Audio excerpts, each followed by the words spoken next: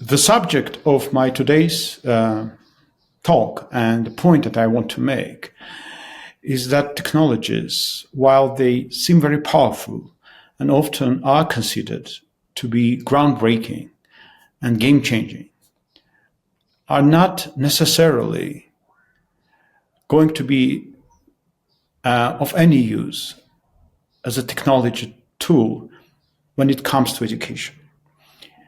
And there's a good reason for that.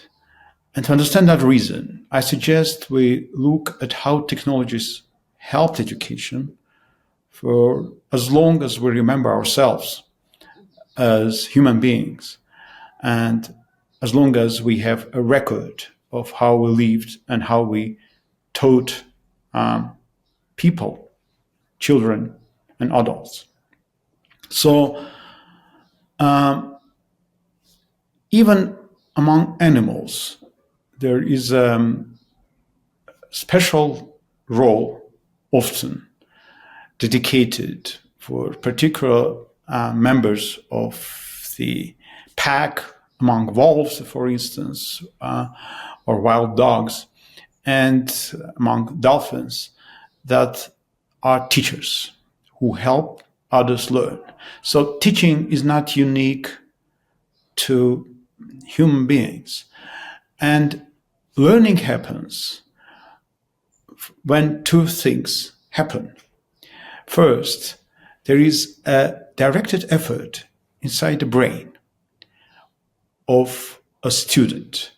And second, when there is a person next to that student whose work is to direct that effort and assess the result and give a feedback. So we need two necessary components for any learning to happen. First, an effort by a student, and second, a support and feedback. So I think it's simple. It's very basic. I don't say anything outrageous here. But let's look at what should be there besides these two actors and this particular effort that helps education. So for many centuries, there are a few areas where technologies could have assisted learning. First is technology providing source of information. Like originally, we had only oral presentation or visual communication with some subjects that were, or objects that were used as learning tools. Then we had writing. That was an advancement that has hugely changed how learning happens, because then we had learning from sources that were long gone. Then we had writing on steroids, which was books that extended this technology for a wider audience and made it much more accessible. And now we have even more steroids added to it. And we have books on steroids, which are electronic media, internet, and ultimately AI. Now, the second technology that is helpful is providing sources of thinking and behavior and action models. So we have such sources as just people around us. We had oral tradition. And then again, we had writing and books that has provided us with ways of thinking, with how we should behave and how we should act. The next technology that was used in education is the effort of discovery and creation, which includes experiment. Originally, we had non-systematical, non-methodological experiments. Then we had scientific experiments, which had some particular methodology behind them. And finally, and most importantly, we have a technology of exercise. And for exercises, we use different tools, and these tools are made so that exercises are efficient. And humanity, with all of its history, never came up with something else that could have been sufficiently important for learning. And the reason is, again, going back to what I said, learning happens inside the brains. And the problem and the challenge of any tool that comes to help is that if we want to assist that effort, it is not necessarily helping learning. Because when we assist someone in doing something that is required to be learned, we kind of handicap that person. We make it easier, but then we remove the handicap. And then the person can't do that anymore. So, for instance, if we use 3D glasses to provide models of geometrical objects to assist understanding of how 3D geometry works, how theorems are well represented in 3D models, etc., that all looks perfect.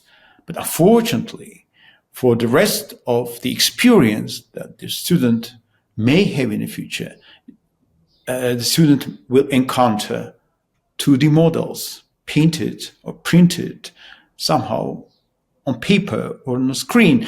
And immediately, the technology that help at some point to understand things becomes a hindrance. So any technology has a potential of hindering learning when it is replacing human effort. And at the scale of human developed technologies, we had many skills that has been lost in time by applying technology at large, not only for learning, but in our everyday life. And this is crucial. For instance, people back then in 15th or 16th century had no opportunity to choose if they are going to be strong or not. They had to be strong physically because there was no way to survive without having a good and strong body and muscles. Nowadays, we have a choice, and many would choose not to be strong because then nothing prevents them to be like that. Problem with learning is that the more we intercept, we go inside the learning process and add more tools such as AI, such as visualizations, such as particular changed and modified text that accounts for instance, the modern era of social networks, when we have this clipping and only short information, pieces of information are easily digestible by humans. If we consider that as a prerequisite and then adapt all of our learning strategies to that, we ultimately create less powerful humans. And the problem is no one can promise that in the future these particular skills of full-blown thinking capacity will not be required. And most importantly, the AI coming to replace our necessity of thinking may ultimately replace us. So we should be very careful judging about how we use AI in learning. So the bottom line that I want to make is that this difference is very nuanced. Yes, indeed, if a student needs a particular support, if a student is finding it hard to learn something new, it is important to provide with particular and very focused assistance for that particular case so that the students can make the steps necessary and move forward. But in the long run, we should be focusing and empowering our students to be able to learn with their own effort, with minimal assistance of any technology. So that we digress from using the large set of tools that we are now providing in learning environments towards very simple tools such as paper, pen, and probably a printed book.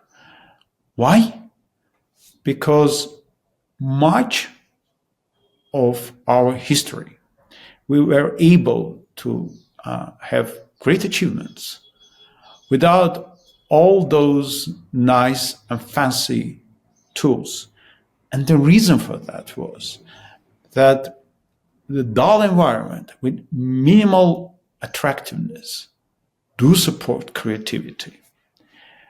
That when a student is bored and there is little distraction, then comes focus and ability to do something new, something important, and something that can be of any value. Instead, when we distract the attention of our students by using different tools, different technologies, we may ultimately run into the situation when learning may become equal to consumption. And we are, unfortunately, in many areas, we are on the pathway to that approach. Reason being that instead of focusing on growing learning capacity of our students, we focus on learning outcomes, exams,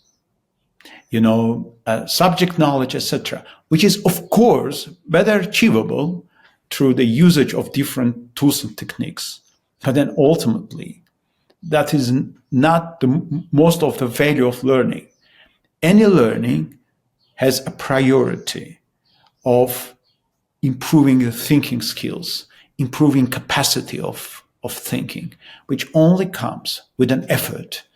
And the less effort we put there, the less efficiency is connected with learning. Thank you.